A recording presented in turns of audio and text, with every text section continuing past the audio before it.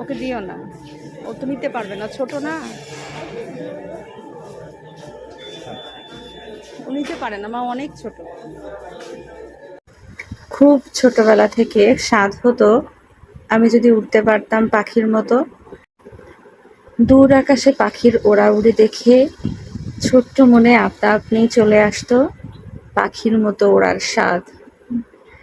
এটা তো আসলে পূরণ হবার না, তারপরেও মহান সৃষ্টিকর্তা মানুষকে এমন এমন কিছু প্রযুক্তি দিয়েছেন বা এমন কিছু সুযোগ করে দিয়েছেন যাতে আকাশে ঠিকই আমরা উড়ছি, কিন্তু নিজের পাখায় ভর করে না, যন্ত্রের পাখায় ভর করে।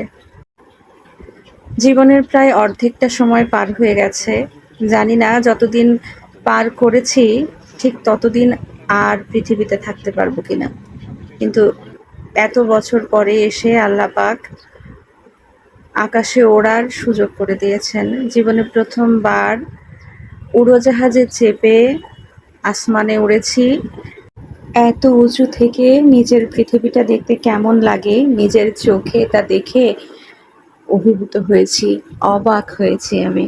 অনেকেই হয়তো এর আগে অনেকবার উঠেছেন, কিন্তু আমার কাছে এ ভ্রমণ একেবারেই নতুন। নিজের চোখে নতুন কোনো কিছু দেখা বা পুরনো কোনো কিছুকে নতুন রূপে দেখাটা খুব বেশি আশ্চর্যের। প্লেনের জানালা দিয়ে যখন নিচের দিকে তাকানো যায় তখন দেখা যায় সব কিছু একদম ছোট ছোট, মনে হয় বাচ্চাদের খাতায় আঁকিবুকি করে রেখেছে। আর ভেসে থাকা সাদা সাদা মেঘ দেখে মনে হচ্ছিল অন্য কোনো জগতে আছি।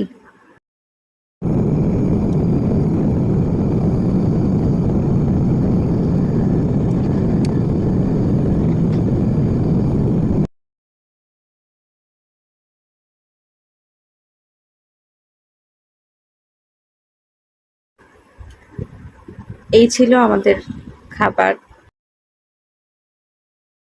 কক্সবাজার থেকে ঢাকায় আসতে সময় লেগেছিল সর্বসাকুল্যে 40 মিনিটের মতো। এত অল্প সময়ে ঢাকায় পৌঁছে গেছি, যেখানে 12 থেকে 13 ঘন্টা সময় লাগে আমাদের বাসে আসতে। যেহেতু ট্রেনের টিকিট পাওয়া যায় নাই, তাই প্লেন না হলে বাস ছাড়া কোনো উপায়ই ছিল না। আর প্লেনে এত অল্প সময়ে ঢাকায় পৌঁছে আমরা সবাই ছিলাম অনেক বেশি আনন্দিত।